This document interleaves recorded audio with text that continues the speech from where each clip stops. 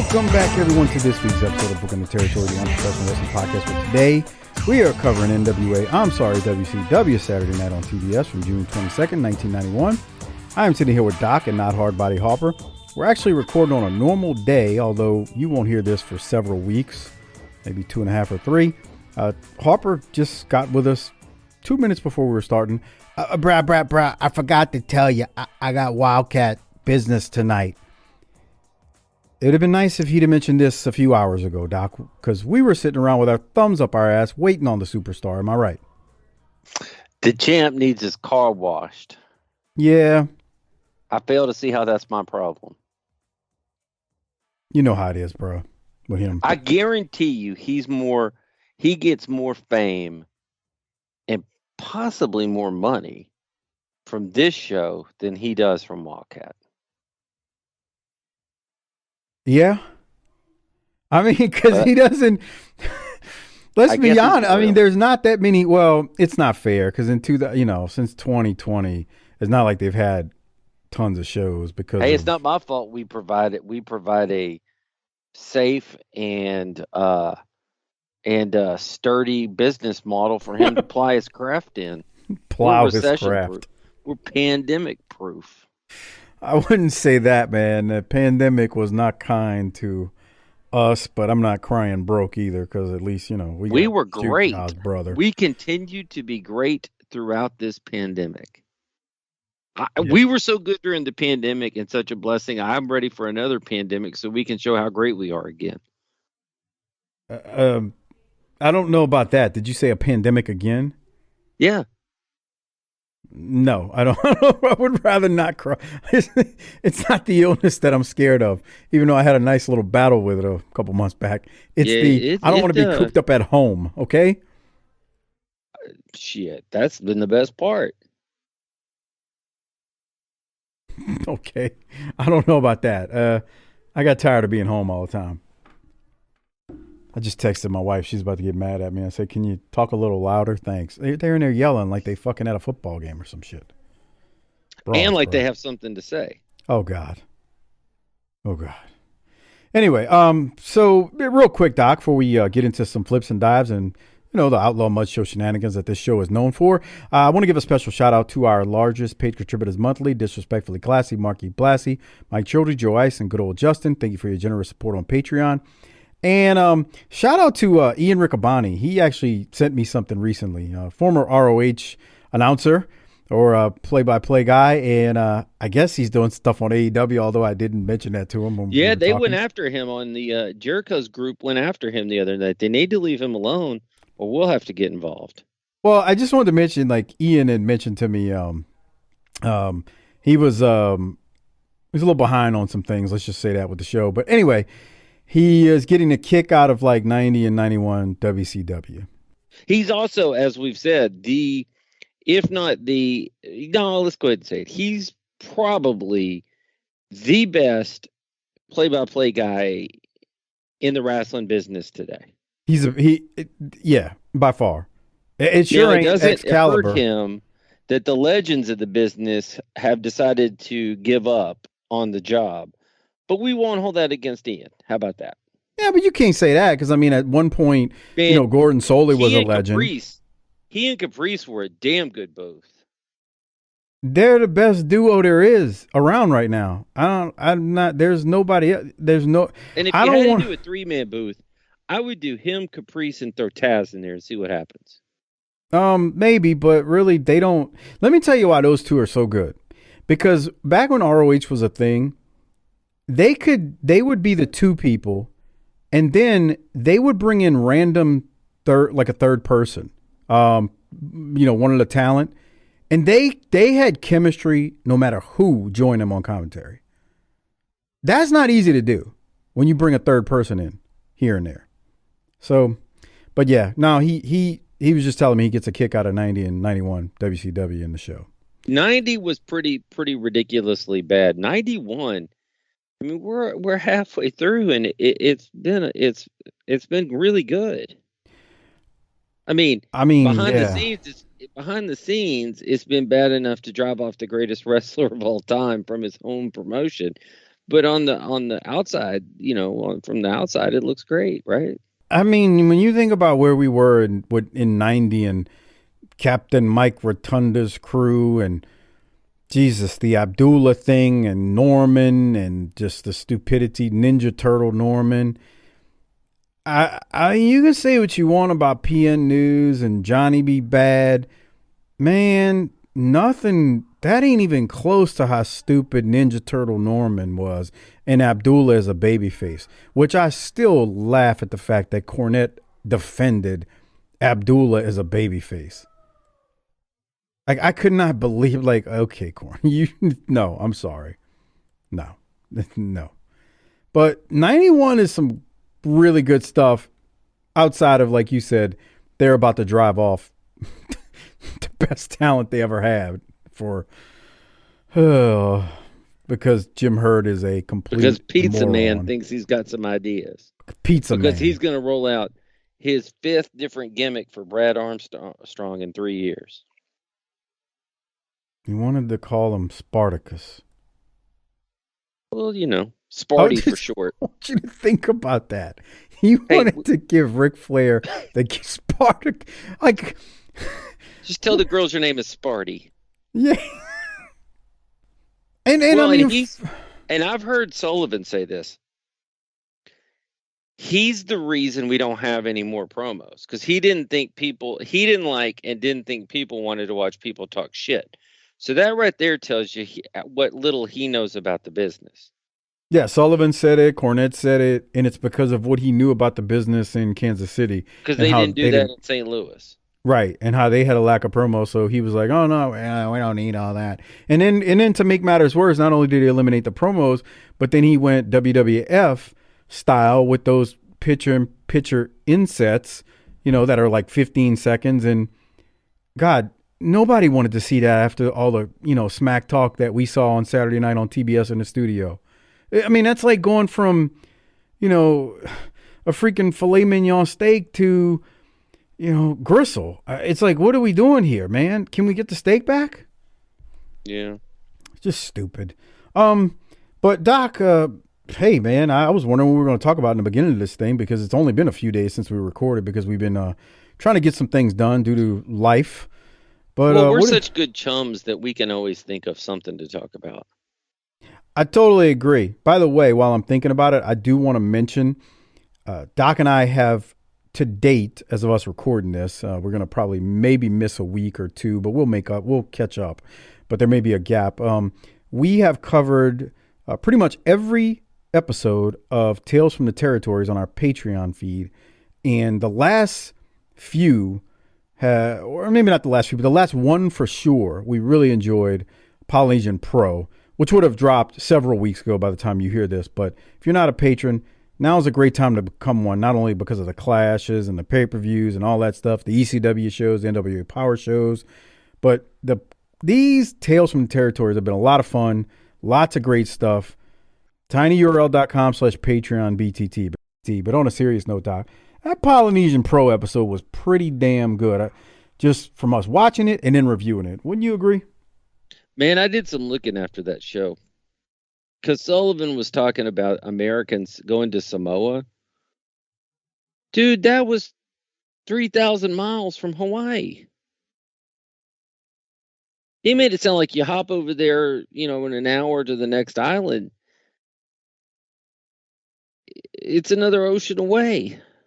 Which is probably why you didn't get any plane stories on there, because it wasn't like they were in one of those freaking little bitty planes that were flying into territory. We ripped open the cockpit over the fucking Pacific. Can you imagine something? I reached out, I grabbed a fish, and I ate it raw. I was gonna wrestle Siva Alpha for the title, and we just decided to do it in midair. It ain't that fucking hard, guys. We ain't building a rocket. We're just flying a plane over the Pacific. Jesus Christ. Man. Bruh, it just hit me. I saw an article today, and it was slightly, PETA is suing HelloFresh because they are using monkeys as labor to milk coconuts in Thailand. It was on a legitimate website, CBS News.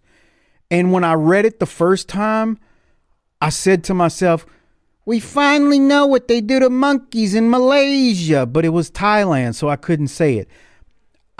I can't. I had to find a link and send it to you. Somebody's going to walk up at a Comic-Con and say that to Sullivan, and he's not going to know what the fuck they're talking about. He's not going to have a clue. Because I get asked all the time about that line. What do you think they do to monkeys in Malaysia? Because you said that many years ago. And I was like, oh, it's the first time we talked about the monkey doing the Von Erich and Burger King thing at Super Brawl. Well, now I mentioned it around the house, and I don't know if I said this on the show, but both of my kids are running around the house and saying they have no idea what it means, but it's fun to say, what do you think they do to monkeys in Malaysia? And your kids are the right age. I'm going to get a call from one of their teachers. It's like, they keep asking us what they do to monkeys in Malaysia. Bro, I'd love to hear them say that too, just so I could laugh. What do you think they do to monkeys in Malaysia? Look that story up, though, about the monkeys in Thailand and Peter. I'll see if I can get to it. I don't know. I'm kind of busy right now. I'm popping some pandas here. Okay. We got a couple other things. Doc, we had a new 5-star review. We did. Do you want to get it up? Or yeah, every time. I got it up, brother. Don't tell me to get it up. For the most erect 2-man crew booth in the wrestling podcast business. This is from Retro Rob NY62, who is on Twitter and I think Facebook too. So a longtime listener, and he sent this. So I'll let. Well, it's got New York in the title, so you know he thinks he's from the center of the fucking universe. Yeah, you know how them New Yorkers are, right? Jesus Christ.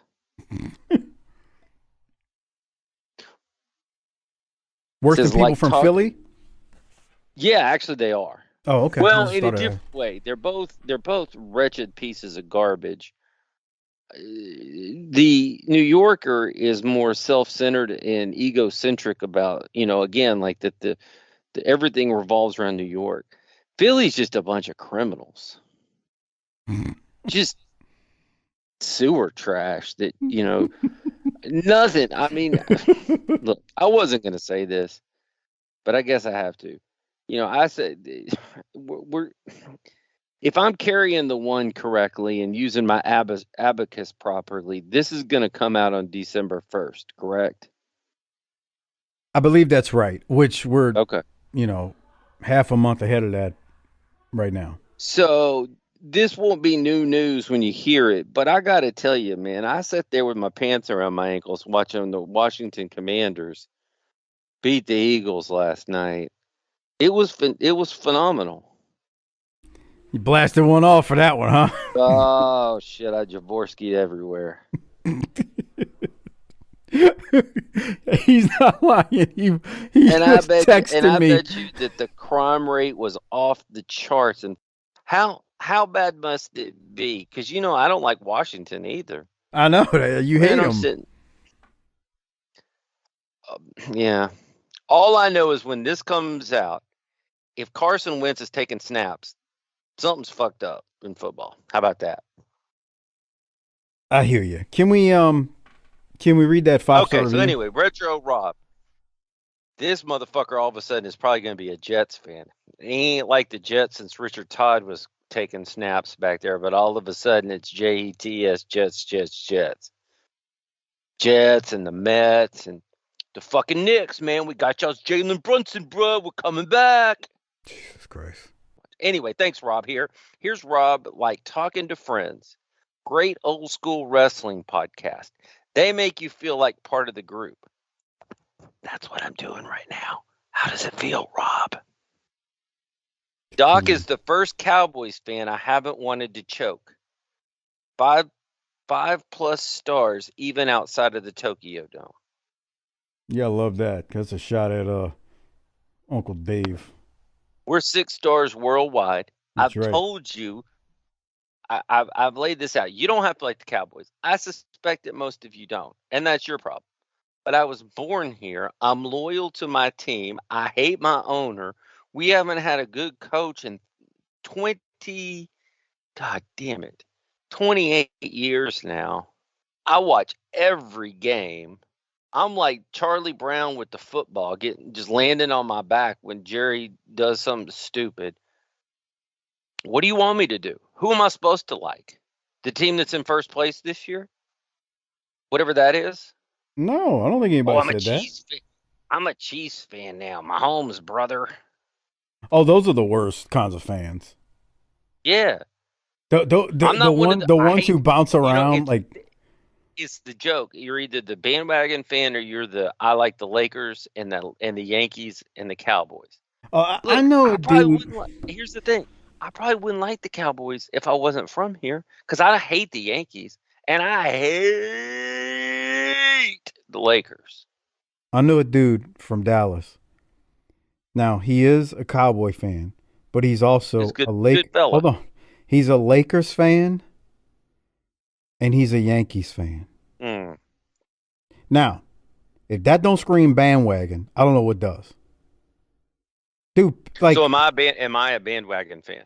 no. I mean, I could call you a lot of things. That's not one of them. Hey, Doc, didn't you have some Doc-A-Holic spotlights for us? Yeah, it's Adam Price. Okay, can you say why? No, he just gets it. Okay, well, I need to say why. One, Oh, okay. it was brought to my attention in the BTT Facebook group. Hold on. You, as usual, crapped out on going to the Wildcat event this past weekend. Oh, come on, don't say that, bro. And because some turned your idiot back out on there will believe you and you will have turned your no back. idea why I didn't go. You hit Luke with a steel chair and turned on him. And so our good friend, well, your good friend, Adam Price had to step up and be you for a night. And God, that's like Jesus coming to earth and like taking on the sins of like all of humanity and then getting stuck up on a cross. That's a big load to carry, to be you for a night. Okay, well, you jumped in too quick, so I guess I'll go to what you said first. But anyway, so Adam gets the Doc-A-Holic Spotlight of the Week, even though we don't give it out weekly anymore, it seems. And it's because Adam said on the Facebook group, when Mike Mills fails to make an appearance, you order the great value version. And he got him a Drew Brees Saints t-shirt in the form of like what should be a jersey, got the number on it and everything.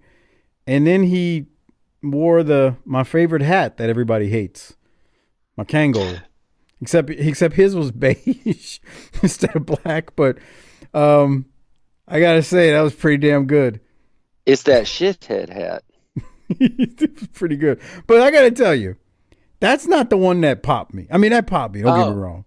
The one that popped me. I, unlike Mike, Adam, I appreciate your attempts at humor and your bits, and know that you came out a couple of years ago as New Jack to the event. And appreciate how your relationship with the show. Mike likes to gloss over your accomplishments, but I could see how that would happen. I'm not glossing over nothing because I'm about to give him another shout out, which is he posted a picture of Baby Doll, and from what I understand is supposed to be Baby Doll's daughter who is wrestling. Junior Moose. And Adam's caption says, and they are both looking towards the camera or next to whoever's next to the camera with this look of disgust.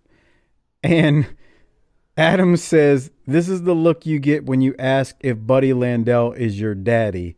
Hashtag busting out Baby Doll's guts. God. I believe that's Sam Houston's daughter, Baby Doll, but that's what Adam said. I'm just the messenger, brother. No, Sam is your buddy. Okay, I'm just the messenger here. Don't get mad at me. Y'all are wrestling friends. But this is pretty funny, man. It's good stuff. Mm-hmm. Yeah. So anyway, Adam gets the Doc-A-Holic Spotlight of the Week. All right, Doc. What else you got before we get into some wrestling? Well, we're going to get done early tonight so that we can go watch Portland tonight. I don't know a lot about Portland, so this ought to be good. I'm a little excited about that. I mean, we know stuff about Portland, but I don't know if we've heard the stories that we'll hear on that. So we'll have to see what is articulated there and what kind of stories they tell for whenever we can get around to recording the Portland episode of Tales from the Territories. Oh, yeah. Whatever. I thought we were doing that in a couple of days. I mean, that's the plan, but I'm working against a tight schedule as I'm going out of town for the reasons I've already expressed to you, which you want to make a joke and say that's why I didn't go to Wildcat. How's about a death? Oh, man, Since you want to be an asshole. I thought everybody knew. Jesus Christ. How about we get into some wrestling finally? Yeah. It's 6/22/91. We're talking June 22nd, 1991. The train keeps rolling in WCW and Saturday Night on this week's episode of BTT. The show starts off. We get a replay of Nikita attacking Sting at the Clash of the Champions, where, again, you can hear Doc and I break all that action down at tinyurl.com/PatreonBTT. We had Harper for that, too. That's right. He hadn't been on the last couple of Saturday nights, but he definitely was on the Clash review. So there is that. But, he's got things to do. We're not too important. He's got to listen to the champ give a speech, I guess, tonight or something like that. So, Doc, then we go to the ring or to the building, and I need to hold on one second. I actually wanted to play the audio from this because I just found it a little interesting. So we're in the Georgia Mountain Center, though, where Paulie and JR are hosting the show. And let's listen to the opening on this week's show. Hello again, ladies and gentlemen, and welcome to World Championship Wrestling here on TBS.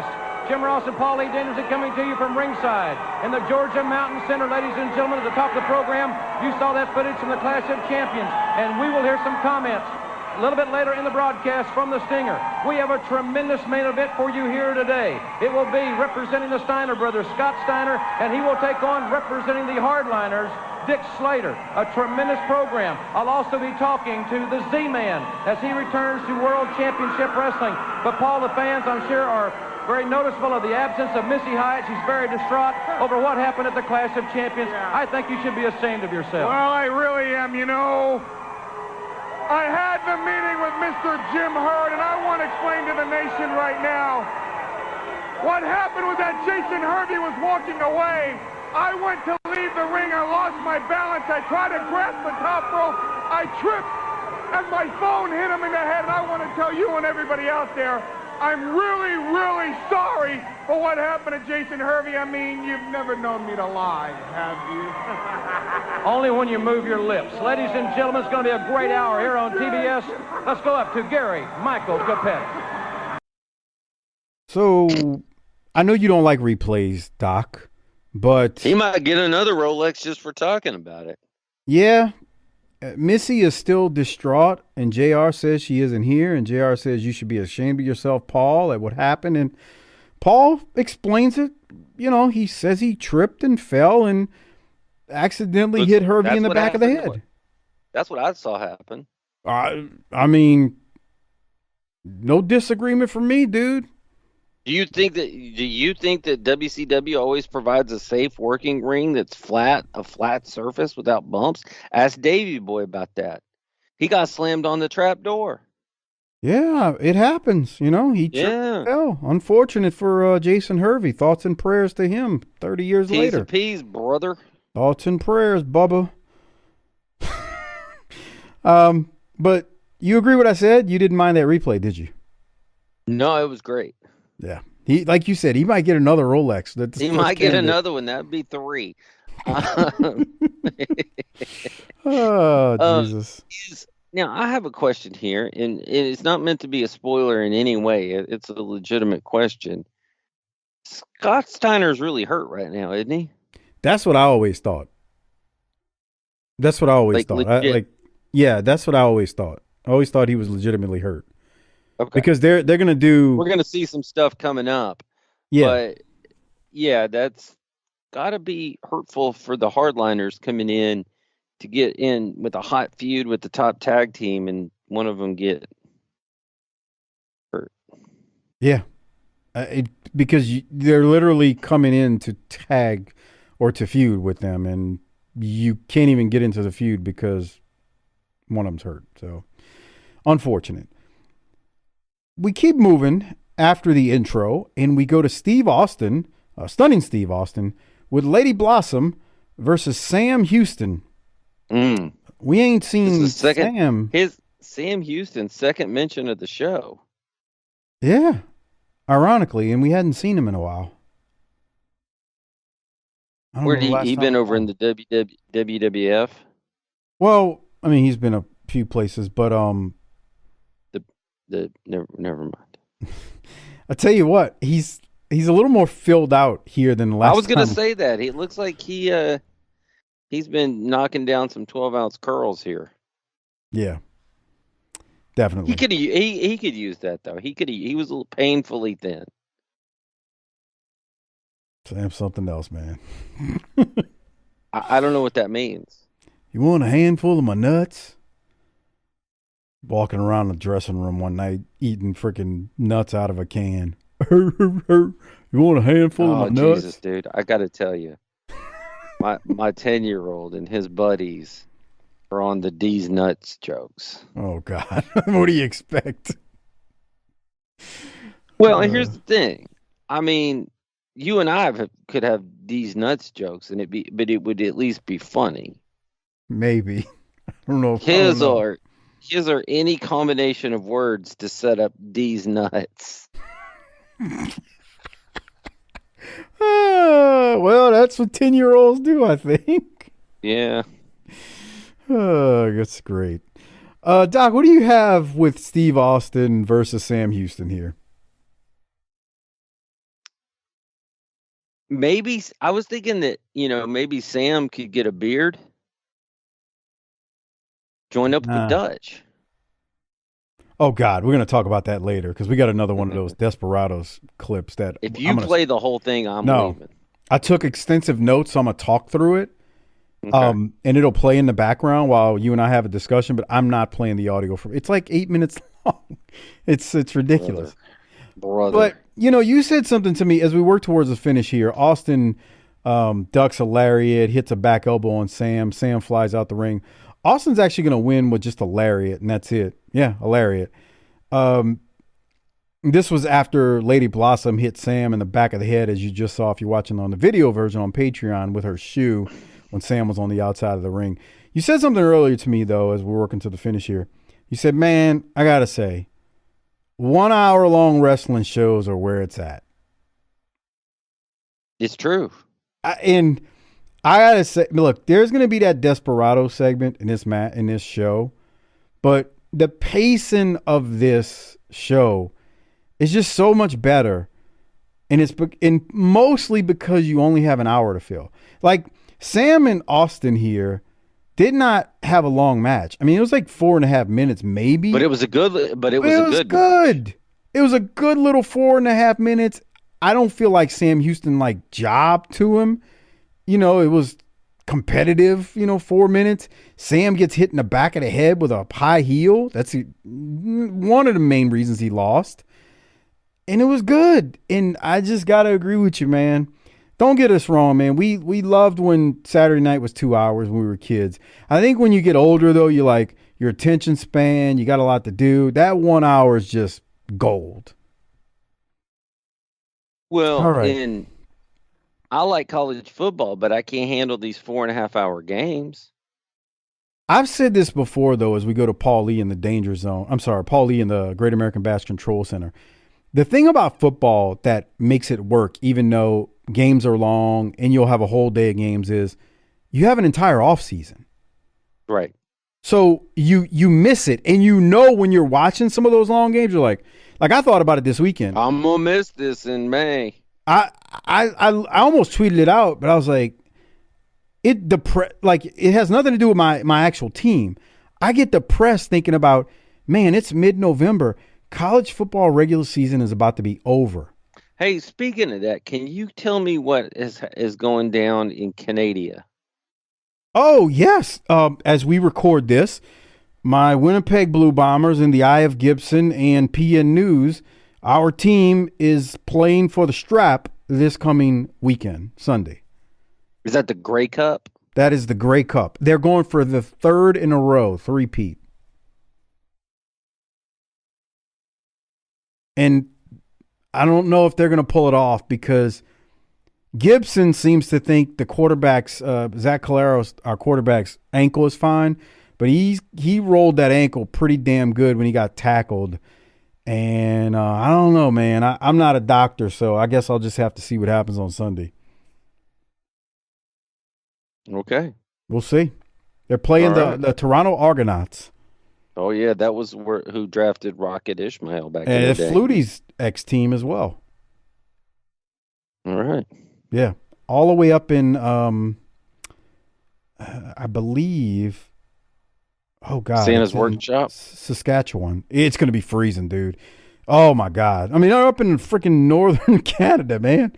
Going to be cold. All right. Let's keep the show moving. Go Bombers.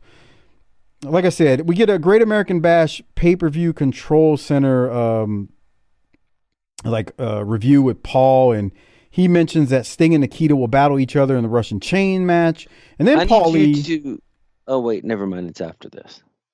Paul Lee throws to a replay of what happened at Super Brawl between Sting and Nikita, and also the Steiners with Missy versus Arn. I'm sorry, the Steiners with Missy Hyatt are supposed to take on Arn, Barry, and Paul Lee. Okay. So anyway, they've heated up their little feud. So anyway, what were you about to say, though, Doc? Keep going. Oh, I'm continuing. Hey, did you like? Speaking of replays, because we don't like replays. These replays are ridiculous. This is the match I was trying to talk about. Missy and the Steiners versus, I can't even get to it now, versus Arn, Barry, and Paul Lee, whatever. Yeah. But did you like the replay of Missy wearing out Paul, just teeing off on him? Not as much as I liked her boyfriend getting hit with a phone. That's true, even though she was swinging for the fences. What was next that you were waiting on? 10:55. 10:55. Let me go to it because Paul is still talking about the Great American Bash on July 14th. Oh, come on, bro. Are we doing this again this week? Can you grow up? Alka-Seltzer cold. When you gotta get relief. Okay. I've had enough of Alka-Seltzer and relief. Next this is like Snickers commercial. My relief is, can you stick this Snickers bar up my ass? Stop it! Stick it in the freezer first. Make sure it's hard. I just realized something. They started the commercials right here with Alka-Seltzer. They're ending the commercials with Alka-Seltzer. It went from when you got to get relief. There's no law against fast relief.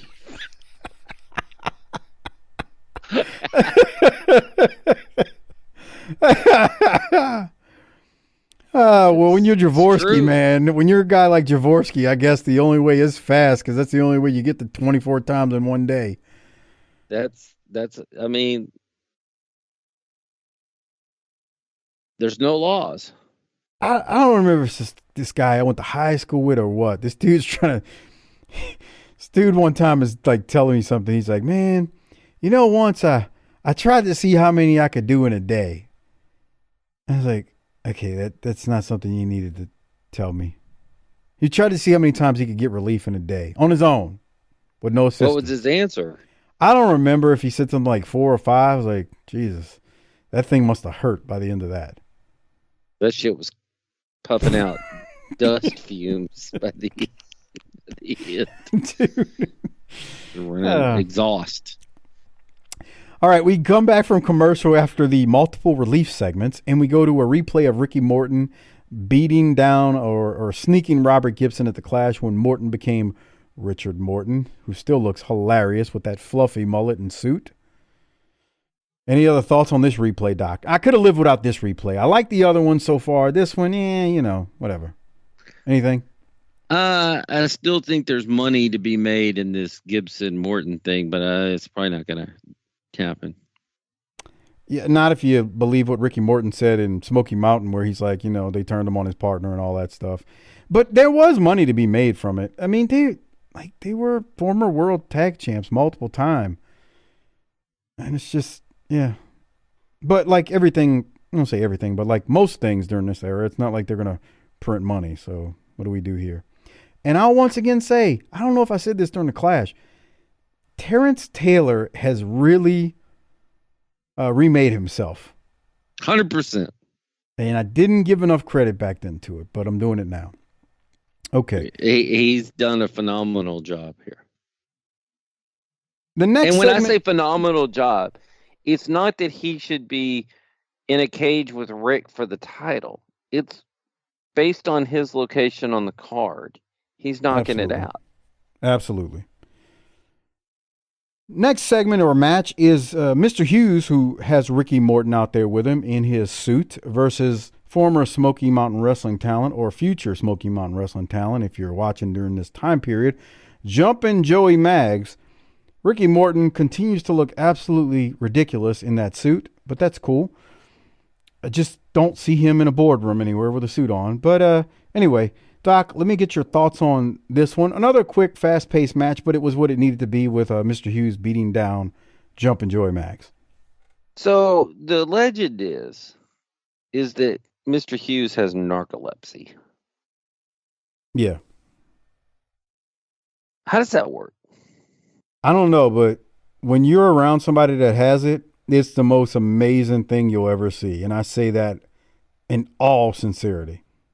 I told you the story about the time the dude was presenting at one of my old jobs, and this guy has a question, and he asked the question, and the minute he stops, or the second he stops, he's falling asleep. He's head's bobbing as the dude. So my question is this: like, if he stands still there long enough like that, like he is right there, could he just fall asleep in the ring? Because there's a story I think Corny told not too long. Somebody told where like he fell asleep outside during this era, and Terry Taylor it was Arn that was telling the story, and they were running around the ring, and Mr. Hughes was supposed to catch him with Arn with a clothesline, and he was asleep, and Terry Taylor made another lap and was yelling at him, Curtis, wake up. Yeah, I don't know what the rules are when you're standing up, but I've seen it firsthand when you're sitting down.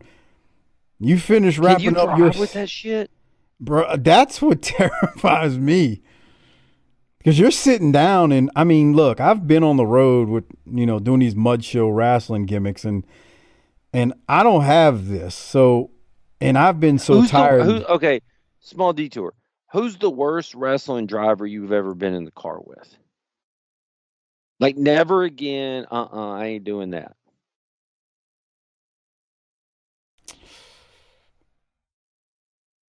Oh, that's a good question. My friend Sassy Vegas, who's been on the show before, who was the dude in the locker room with me during the Tommy Rich saga. He helped you jump Tommy Rich, okay? No, he was freaking out thinking that he was going to have to jump in between. He was going to have to help me or help somebody. Let me say that. So he was what like, makes "Oh, him such a terrible driver?" He's just a goofball, and he's just a goofball. He'll turn on Conway Twitty on blast, just to be stupid. And he's sitting next to me in the car with his shoes off, and he reaches over with his foot and he pulls the steering wheel from me, basically. I'm like, what the piss is wrong with you, dude? We're going to get in an accident. So he wouldn't just fall asleep, though, like that. So he's pretty bad because he could just be irritated. But I used to no-sell it. He's one of them. I don't know, man. It's really hard to say. Like, I don't want to put anybody on blast, but some dudes want to drink and drive, and that ain't my speed, bro. Well, yeah, but back when you were on the road, that was more. Look, I'm not saying it doesn't happen now, but I have to believe it's less than it used to be. Yeah, I'd imagine. I can't believe by like 1983 there were any wrestlers that were still alive. What kills me about the territory era, I think you and I have talked about this before, is so like, I mean, I was on a lot of highways, like actual major interstates. Now I had to get off of them to go to smaller towns, but there was a lot of highway driving. Cornette in the midnight and rock and roll, when they were in Louisiana. That's a Watts, physical activity to drive on a 2-lane road. Well, here's what I'm about to tell you. Interstate 49, which connects Shreveport to Lafayette, was not built yet. So No, I know. They were taking 2-lane highways like through all, like basically from South Louisiana to North Louisiana. And I can't imagine trying to pull that nonsense off. So, yes, it's amazing more wrestlers did not die like driving. Because they're going fast. They're on small roads. It's dark. There's animals, and they're all loaded up. I mean, not even like it's not even a drug thing. It's just, you know, you'd have a few beers or I'm amazed that more folks, just didn't crash into something, man. Pretty damn amazed at that. By the way, Mr. Hughes obviously picked up the win on who's he draw? Oh, Joey Max. That's right. And here's the other thing. I reserve the right to change my opinion. And I'm okay with turning Morton heel. But I'm not sure he's the right guy for the York Foundation. I don't know. Like, he looks so ridiculous. I don't mind it. I think Z-Man would have been better. Oh, God. Thomas Zink. Speaking of the Z-Man, let me see. I might have to edit this out. I forget if music plays. Z-Man, we're going to go to a promo here with the Z-Man and JR, and there's going to be a run-in by some folks who are relatively new to the promotion, not territory. Let me see. I may have to cut to it. Why isn't it a territory? Well, because it's a promotion. They're not a small territory. And someone emailed me to correct me, so I guess. Someone? Yeah. Who? I don't know. I forget his name. Were they a patron? No. We already talked about that. Then this is a territory, motherfuckers. Okay. Let me see. I might have to edit out some music here. Let's see. I can't remember. I don't know if I have my timestamp right. Here we go.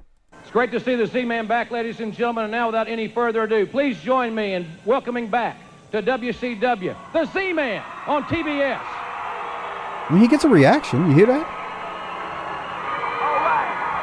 All right. Yeah.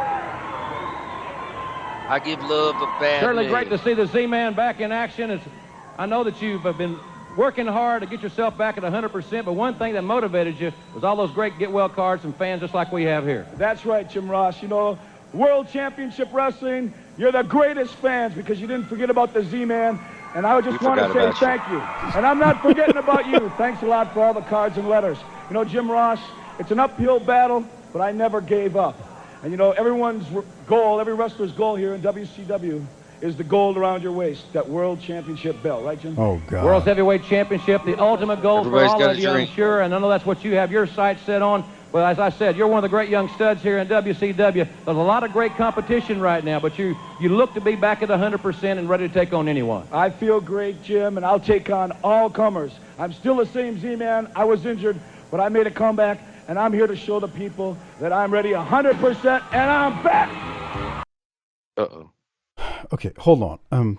As DDP and the Diamond Stud come out and interrupt this, I had to stop the audio because of the music that's playing. Oh, yeah. This dude is delusional. Why? Well, I mean, he was, good stuff. You're the greatest fans. You never forget about the Z-Man, even though we all did forget. I mean, we even pointed that out when we talked about it when he finally came back. And then the Z-Man says, my number one goal is the world title. Good luck with that, dude. Like, that doesn't mean it shouldn't be his goal. Dude, you're an ass. Everybody should want good things for themselves. You're the idiot who, when a special person would walk into a wrestling school who has no chance of ever being a pro wrestler, would take his $2,000 to $3,000 because everybody should have a dream. That's what you just said to me. You realize that, right? No. You just argued something completely different. No, I didn't. No, you did. No, I'm you saying you once would you're you'd in work the business. No, once you're in the business and on the roster, not every jabroni out there on the street. All right. Even though you changed the narrative right there just now, just so you know. I control my narrative. I bet you do. Let's keep going because DDP and the Diamond Stud are out there, and they have something to tell Z-Man. I heard you welcoming back one of the young great studs in World Championship Wrestling. Well, look it up in the dictionary, and you'll see this man's picture right there.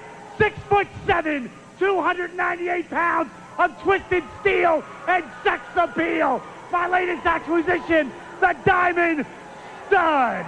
Now, I know you're out here to do this. Z-Man. Wait a minute. This is my interview time, and you haven't changed a bit, pal. It's a bit rude coming out here on my time, okay? He didn't invite you out here. He invited me. Hey, I'm not here to interrupt in your time, man. Hey, wait a minute. You're talking about a young stud in professional wrestling, World Championship Wrestling, the Z-Man. The man looks great. He's spent a lot of time in the gym. He's back here. He's great competition here. You know, I think he's a great athlete, but he's talking about going for the gold. The gold around his waist, the big, real dream. Well, let me give you a clue, all right? The quickest way to get there is to look like you've already been there, brother. This is a stud. You dress more like a dud. It looks like the blue light special at Kmart was on constant rotation, brother. Get a clue, you can't be wearing...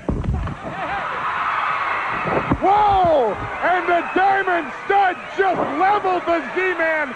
I guess we're going to find out who's just a stud and who is the stud. Wham! As the Diamond Stud takes apart the Z-Man in the corner. Up and down goes the Z-Man at the hands of the only stud, the Diamond Stud. And Diamond Dallas Page and the Diamond Stud seem to be ripping the Z-Man to shreds. That was awesome. I think you're a little biased. Here's the thing. It was good. I don't understand nor appreciate watching one man rip another man's clothes off. It's a humiliation tactic. That's all it is. Sure. Save it for the broads. No, I mean, I understand what you mean, but you're humiliating someone when because they're not taking their clothes off. Someone is ripping it off of them. It's a humiliation tactic. That's all. It makes sense for the heel to do that. It makes me uncomfortable because it's too aggressive. Okay, what else did you think about this? Oh, it was great. The only thing I would have added to it was the guise of DDP saying, "Why don't you join the Diamond Mine so that you can look like this fella over here? Because you got some, you've been in the gym. I could take you and help you out." No, Jesus can't help him out. He's not helpable. This guy does not need to be. He's got no personality, man. It's nothing there. I know Zoncha loves him, but it's no, bro. No. I'm just trying to help rebook the territory. Now, I will tell you this. He being Z-Man, fired off at DDP.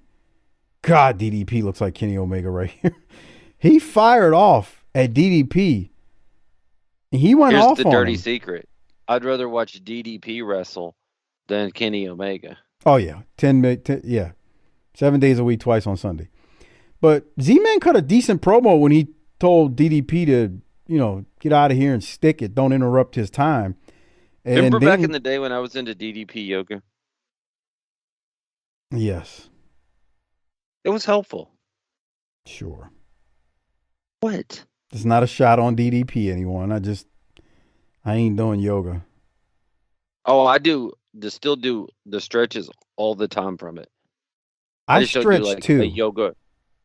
I don't do the yoga program, but I do like individual stretches that I learned from it. Yeah, I'm not knocking DDP yoga. Why do you don't? Style. Why you say you're not doing? What did yoga do to you? I'm not doing yoga, okay? Why? Because if I'm going to spend my time working out, I want to actually work out. Oh no, that seems incredibly insulting. Comment you just made there.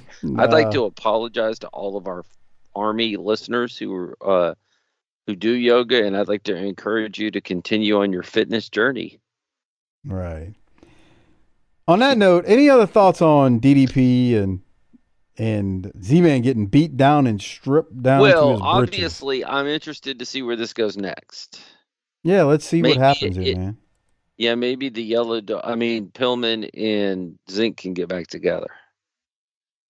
Maybe so. Speaking of things that you will like or not like, let's hear Sting talk us into the building on something here. After that segment wraps up, we go to commercial, and then we come back with Sting.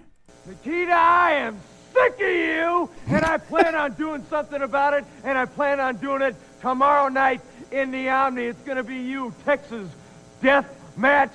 That means balls don't count. I've never been in a match like that. Jim Ross told me the other day, WCW doesn't sanction a match like that. I don't care. Any kind of match, anytime I can get in the ring with you, anytime I can get face-to-face with you, anytime you want to get into a little kid's face with paint on his face and act like the big, bad Russian, anytime you do that again, I'm going to nail you. Anytime we're in a match like this, especially when falls don't count, we get a few seconds rest in between, but I guarantee every time in between, I'll be standing up, waiting, breathing, pumping, thinking about you and thinking about getting even and thinking about you getting in the face of a kid with paint on his face that looks up to me. Sting? I'm sorry, Doc. That talk you into the building or what? Well, what it made me think of is that if you're going to be a kid that Sting defends, you better have paint on your face. I can't defend it. It would have been better if we got the howl. We needed the howl at the end to at least, No. Okay. He's not Russian. He's Lithuanian. Okay, he just changed that, but all right. He's still the Russian nightmare, but he's from Lithuania, right? Yeah, I got it. There's nobody watching that knew the difference. 0.5% of the audience, maybe. All right, let's keep going. Sting then, after that 5-star promo, man, talking him into the building, is going to take on Bob Cook, and Sting is going to win this one quickly. He hits the Stinger Splash and then a Scorpion Deathlock. I mean, it was what it needed to be, and Sting wins. Doc, any other thoughts? My note exactly was this was quick, exactly how it ought to be. This is exactly what it needed and to be. And not for the same reason all you morons out there that El Gigante is. It's because if Sting is going to be Sting, he needs to beat Bob Cook in 2 minutes. 100% agree. I mean, this is what you do, especially, he's angry. He needs to get back at Nikita for what Nikita's done. Yeah. Remember when Magnum would win in 24 seconds? 24 seconds? It was less than that. And he come in, lock up, throw him in the ropes, hit his move, out. Bro, when you think about it, like how they built him with that, it was like... Could he really wrestle? Does anybody know? Yeah, because, he was... Yeah, I know. But the point is, it's almost like they knew what they were doing. Well, yeah, and the thing was, like, you had to go to the buildings to see him actually wrestle a legitimate match. He wasn't going to be in the 10, 15-minute, match on studio TV. His job was to go out there, belly to belly, and we'll let Flair do that. He likes to wrestle no matter what. Yeah. That was the difference. He'd go out there and have these long matches with George South. So okay, get some Doc, extra reps in. Pretty much. Doc, we go now to the Desperados segment on this week's show. This is the 4th, I think, Desperados segment, and this is the longest. Now, I'm gonna go through my notes slowly, okay? And I just, if you need to stop me, stop me. If I move. Stop me if you need to stop me, but I took detailed notes so that you and I would not have to watch this. I just want it to be over. For real. Set the stage. They're still in this old western town. I think you all know how we feel about the Old West by this point. It starts off with Dutch and Black Bart, and they're arguing again. That's what they Then there's some shit about Deadeye Dick. That's the third member, remember, of this trio, not knowing how to use a pistol. And Dutch says, I'm going to shoot that sapsucker. But then they decide to throw a rock at him to get his attention, him being Deadeye Dick. So then they decide, now I like how let's go straight to shooting somebody is the solution. solid plan. They were Dutch. Good point. Dutch went from shooting them to Dutch said, "I'm gonna shoot that sapsucker," to throwing a rock at him, and then they start getting along. Good thing I didn't shoot him. Well, right. Then they agree to, you know what? Let's teach him how to shoot a pistol. But they don't say teach. Bart says, I'm going to learn him how to shoot. So in a second, if you're watching on the video version, they're going to get around Black Bart. Yes, but not years ago. It was much later in his career. And then they just threw the rock at him instead of shooting him right there. He was at that NWA show, WrestleMania weekend, years ago. Not the last time Mania was in Dallas, the time before that. Okay, we'll continue here. So they throw the rock at Deadeye Dick, and now they're going to learn him how to shoot a pistol. Deadeye grabs the pistol. I'm not making this shit up, people. This is exactly what happens. No, I'm here to keep Mike on the rails, and he's actually being pretty nice about this. Deadeye grabs the pistol and puts it in the holster, and it goes off, of course. Uh-oh. So, I mean, that's...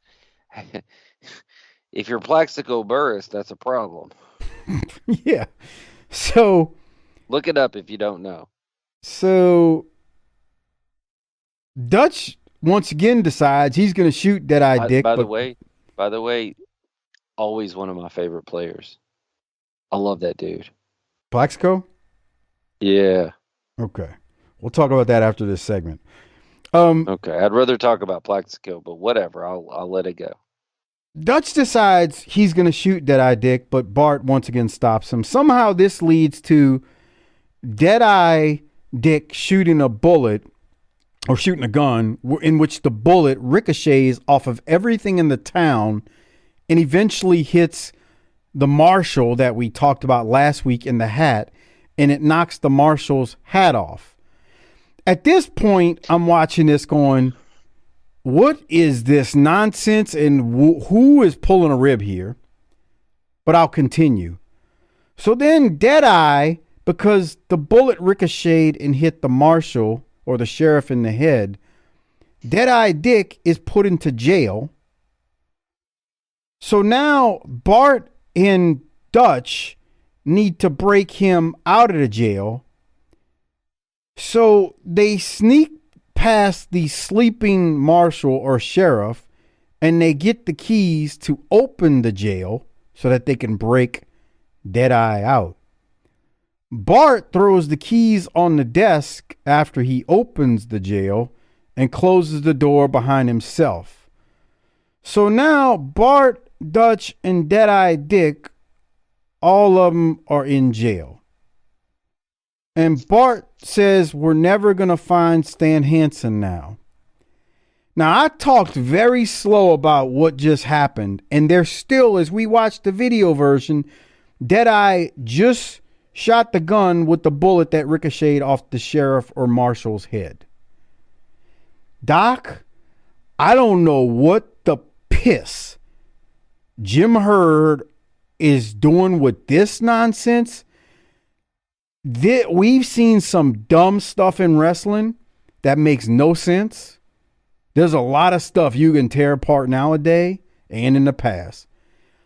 This is the stupidest thing I've seen in a while, and this is worse than Outlaw Mud Show stupidity because this is like Three Stooges type nonsense.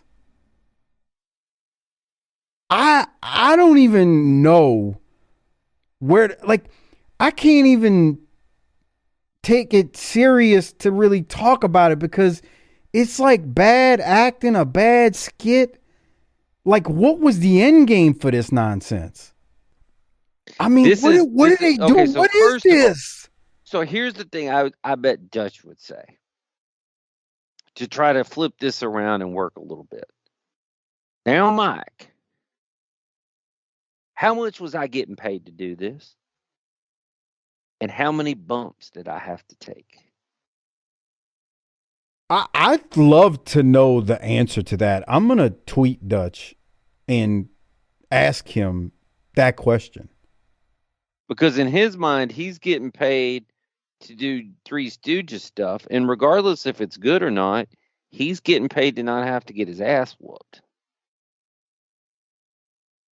Yeah. So there's different layers to this. Now, right, that's pay me, right? 100%. Now, it's objectively bad and terrible and embarrassing and whatever. But if you're Dutch, would you rather wrestle Van Hammer or Johnny B. Bad or somebody that's green and have them potentially hurt you, or run around in this skit and still get paid?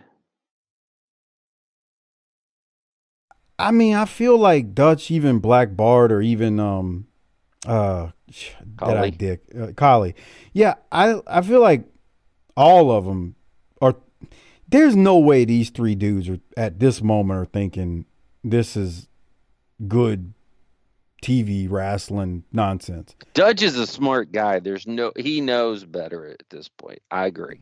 Dude, Dutch's wrestling mind is remarkable. He knows this is stupid. Hey, the last time I was in Puerto Rico, they tried to kill me. I better make this money here. That's what he's thinking, probably. Yeah, and even though he goes back to Puerto Rico after this, but well, they settled down.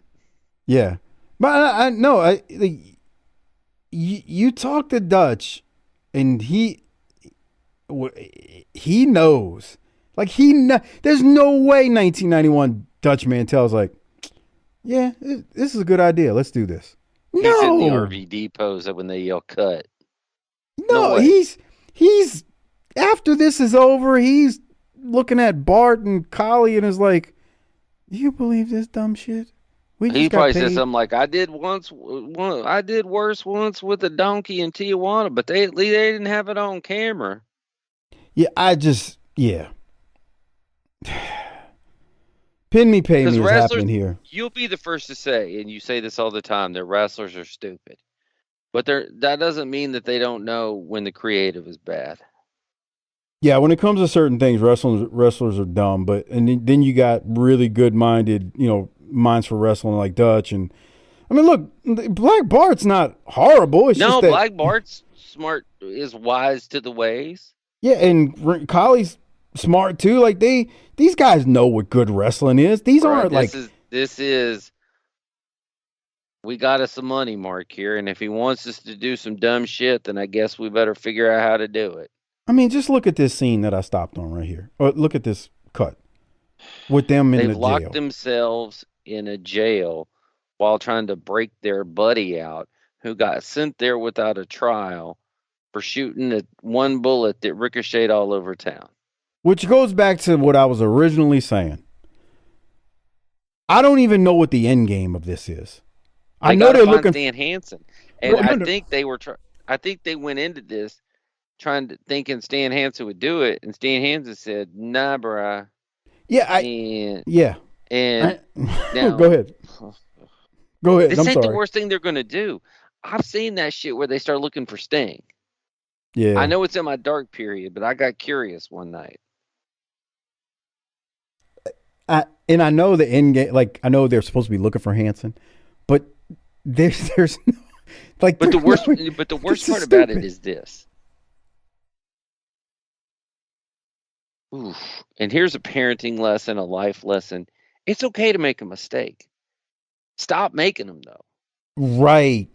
Pull the plug. I mean, the key to a happy life is to realize you're messing up and to try to interrupt the process as quickly as possible. Look, I don't know how old all three of these guys are here. I know they're not young, but so Hold what I'm on a about to second. say, let me just say Get this that while pulled up for you. while you're looking it up. You got three dudes here who are solid mid-card talents that you can do something with. You know, Dutch Mantel, for people who don't realize it, I may even say he's underrated in what he brings as a wrestling mind, as someone who could commentate and manage. Black Bart's 42. Here, okay. So Bart's 42. So these guys are older. I'm gonna make the assumption that they're all older than 40.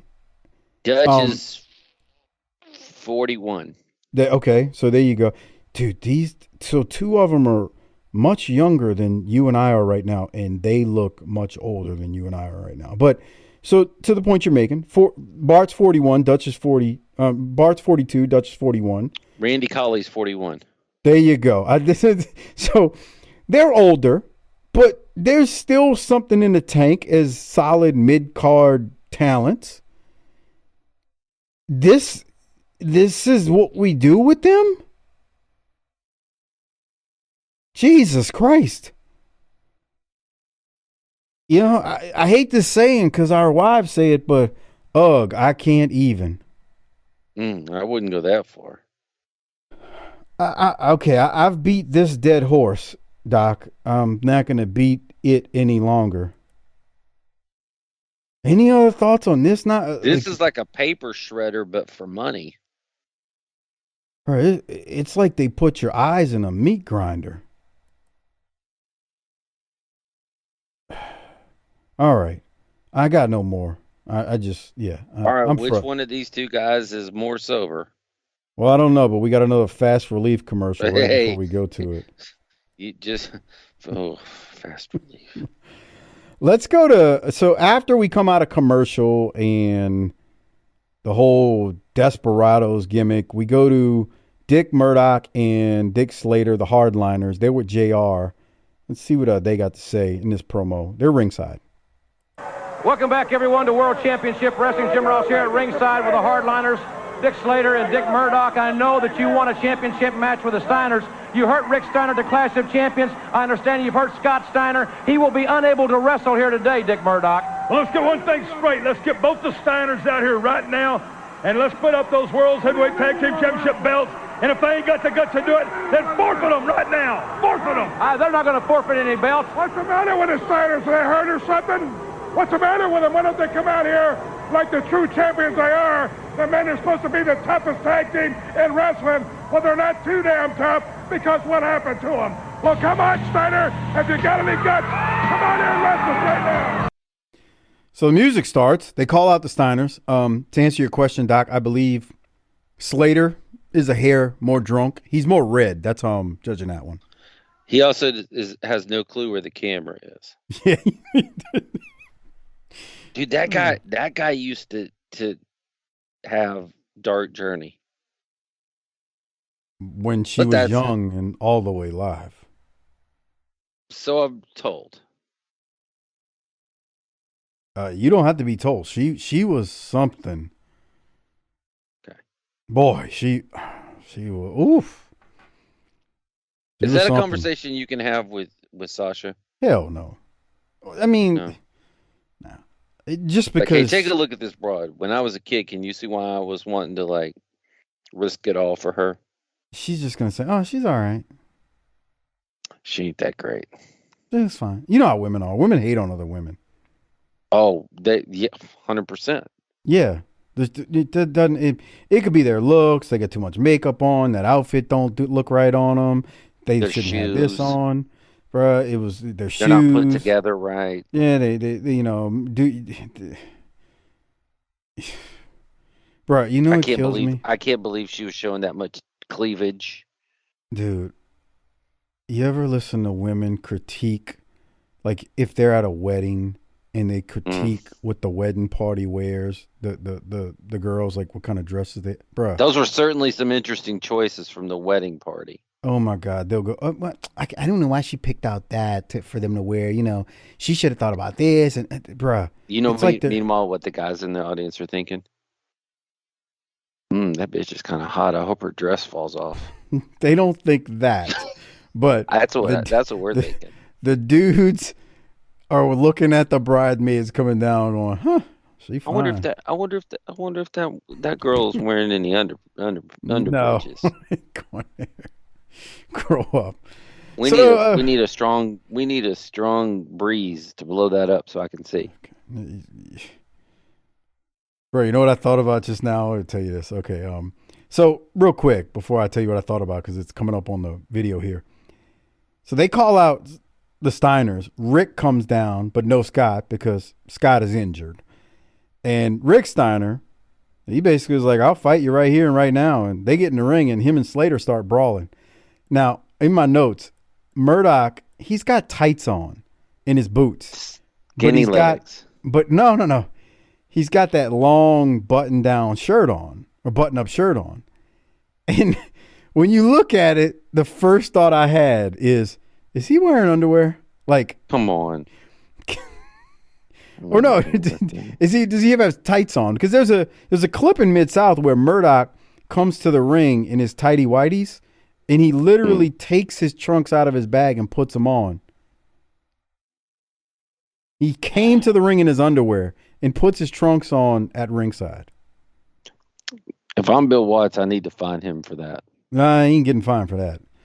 So what do you no. So what do you have from, again, another quick match because we only got an hour of TV here. Dick Slater versus Rick Steiner. Slater gets the upper hand. These are two tough bastards. Oh yeah, there's no this is punch and kick. We're gonna beat the hell out of each other. Anything else specifically? Again, they don't go long. My big note and timestamp was at 55 minutes when it all started. It had already broken down. All right, good point. So at 52:40 was the timestamp that I had where it kind of is starting to get out of hand. Steiner hits Slater with a Steiner line. And Murdoch at that point has seen absolutely enough. So he's like, this ain't going to go no longer. Here's the Steiner line. He hit Dick Slater. Rick Steiner don't fear no man. If you're going to hit Dick Slater like that. Steiner goes to pin Slater, and that's when Murdoch starts beating Steiner with the old cafeteria Okay, it was chair. 52 minutes. I'm sorry. Yeah. 52:50. Yeah, that's what I had. That was a terrible chair shot. Well, he's trying to be careful because I know. That's one of those cafeteria chairs with just the metal legs and metal frame, but the plastic chair. The first chair shot he hit him with on the way in looked good. The second one did not. Yeah, he's just trying to be careful with it. I get it. Big Josh does hit the ring, though, and he saves Steiner. And we're going to go to commercial at that point. That's how it goes down. So then we go to commercial, and we come back. And when we come back from commercial, we're going to have the last match on the show, brought to you by Brute by Fabergé. Yeah, what's that last match look like? Elegante versus J.D. Wolf,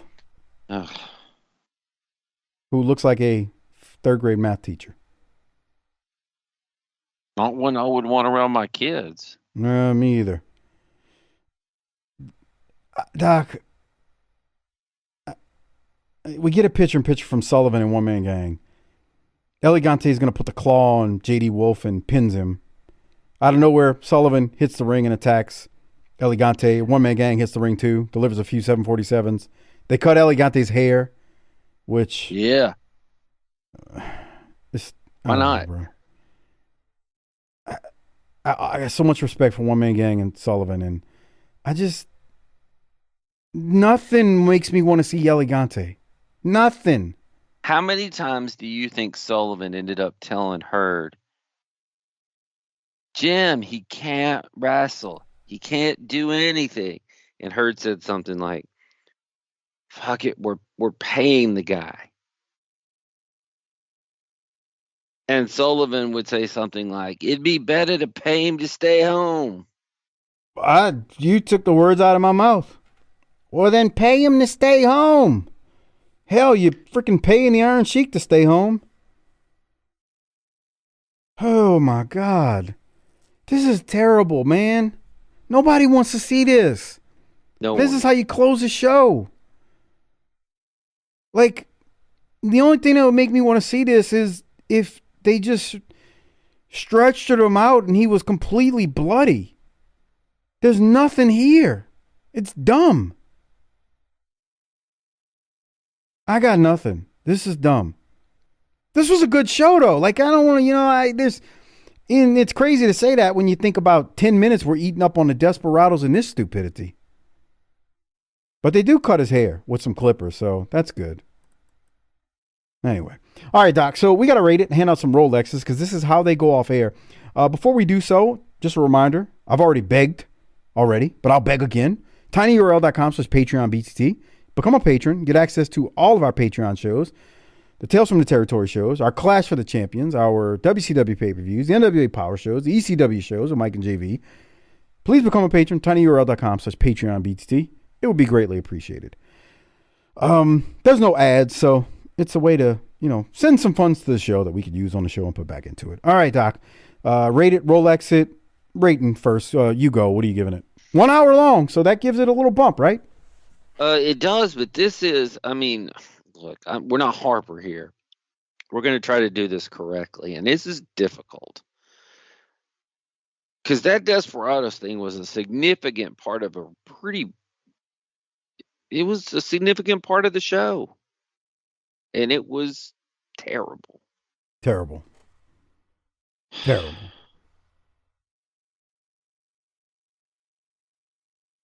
But I liked the Zinc stuff. There was Austin, somebody got their wig cut. Mm-hmm. But I don't think you can just overlook how bad that Desperados thing is. Terrible.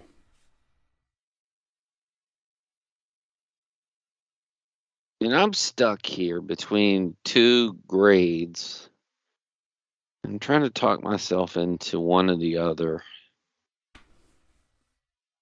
And I think I'm just going to come out and say,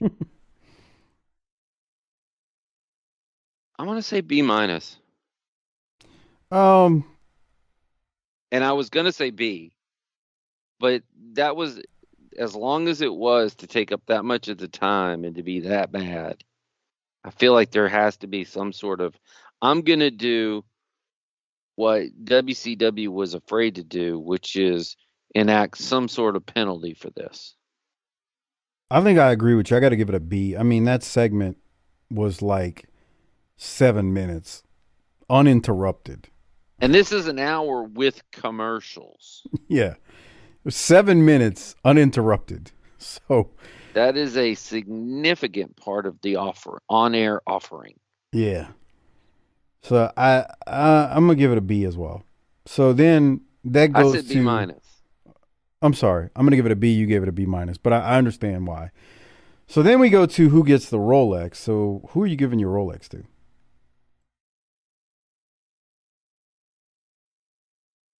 Well, I thought about Paulie again. You ain't saying nothing I didn't think of. But for similar yet different reasons, I'm going to go with One Man Gang and the Devil.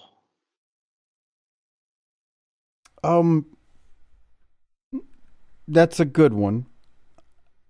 I'm going to go with, although he needed to look at the camera, I'm going to go with Dick Slater. Because that drunk, beer-drinking redneck meant business in that promo that he cut when Steiner came out and then they started brawling. So Dick Slater. Yeah, I think he slipped up and said, damn. it's just he's got that voice. He's a drunk redneck. It was good. It was really good promo. I mean, we didn't sit there and harp on it much, but really was a good promo. So I'm gonna give mine to Dirty Dick Slater, one half of the hardliners. So there's that. Okay, Doc, do we have anything else? I'm trying to think. I don't think I had anything else to mention before we get out of here. I would just like to point out that we're finishing at a time where we would probably just be getting Harper's computer restarted and bringing him into the show. Bro, I get people all the I think Tell him to restart. Is that it? I think it was Chris Cepeda. I'm sorry. Yeah, Cepeda, not Cepeda. You used to say Cepeda. It's Cepeda. I think he tweeted out last week or a few weeks ago, now that I'm thinking about it.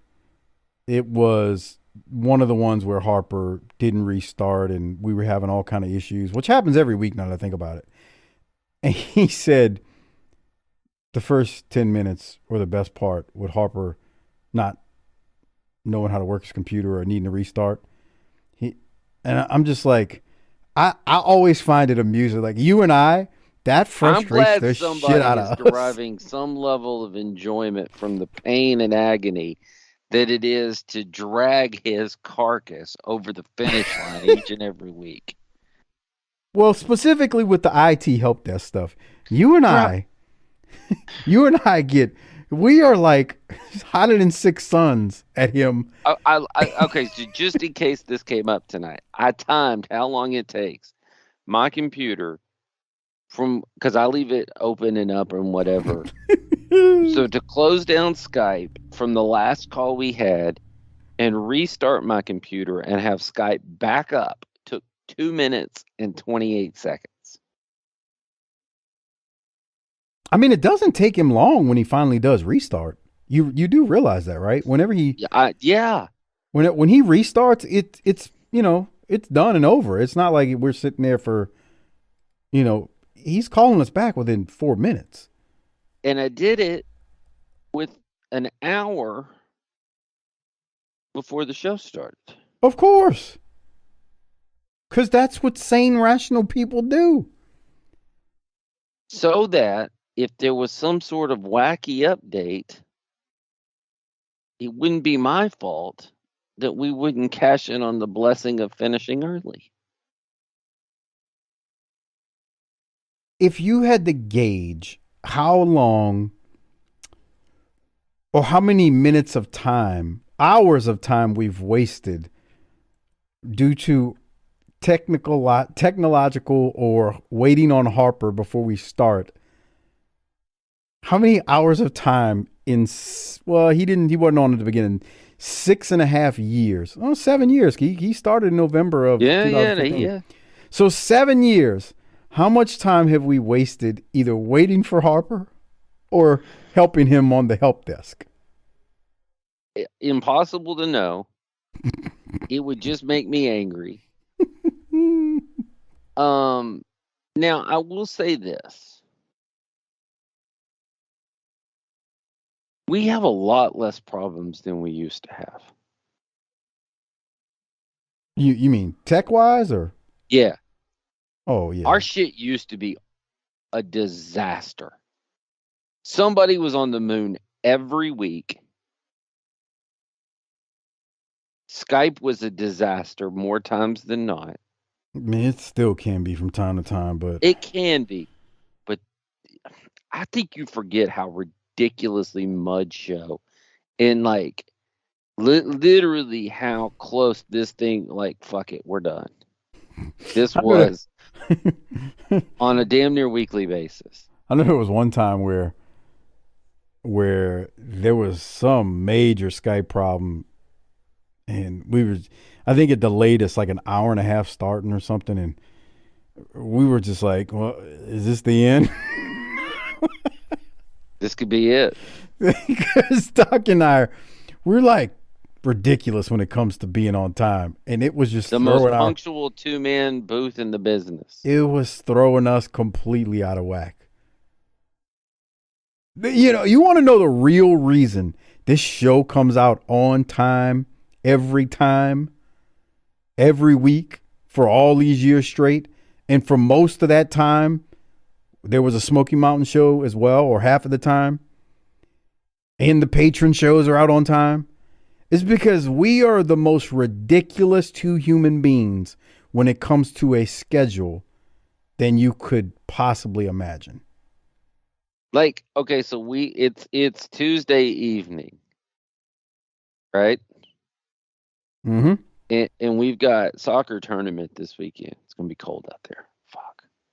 Anyway, Friday night game, Saturday morning game, Saturday afternoon game, Saturday night game. Mm-hmm. I've already been calculating what time we need to leave to be there at our 30-minute early before kickoff pregame activities. Mm-hmm. Yeah. Yeah. And considering, based on those times, which different routes would be most likely to deliver me there on time. Because being late would make my head explode. Yeah. Same way. Like when you have a high school football game to go to at a different school than you're normally used to, you pull out the Google Maps and you start looking at it and be like, I wonder how long this is going to take. Right? Every time. Every time. Yeah, every time. I mean, it goes beyond that, like even when I know where I'm going, I got to make a trip this weekend. And I'll be damned if I'm not pulling out of my driveway at that exact minute to a second that I said I was. So next week we're going to LaWanda's house for Thanksgiving. And it's a few hours in the car. And I said, so I'm not going to take vacation time. I'm going to work till noon the day we're leaving. This will have already happened. I get that. Yeah, I got you. But we're leaving at noon. And I guarantee you that's a fuzzy suggestion to LaFonda, Mrs. Doc, that we might leave at 11:30 or we might leave at 12:30 at any point in between. What that means to me is at 12 o'clock, I'm going to turn off the computer, grab my keys, and walk to the car and start it to leave. At 12 o'clock. And by 12:01, we will be rolling down the driveway on our way. Mm-hmm. Yeah. That's 8 days from now, but that's the plan. Yeah. It drives me nuts when people ain't on time. Now, here's the thing. It drives the true reason that this show has been in existence for 7 years more than anything else is that the two of us each found the other person that could operate on the same level of craziness, and it works. Right. Because if it was Harper, it wouldn't work. If it was just Harper in one of us, is what I mean. Right. I think we'd go crazy first. Because I really do. No matter what happens, we have each other.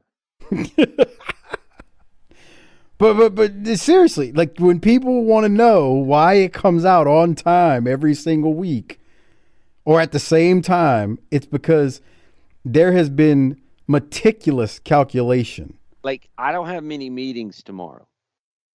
But before I go to bed tonight, since, I work from home, I will calculate what time I think I need to get up, how long I need to work tomorrow, and what time I'm going to dismount, release from work.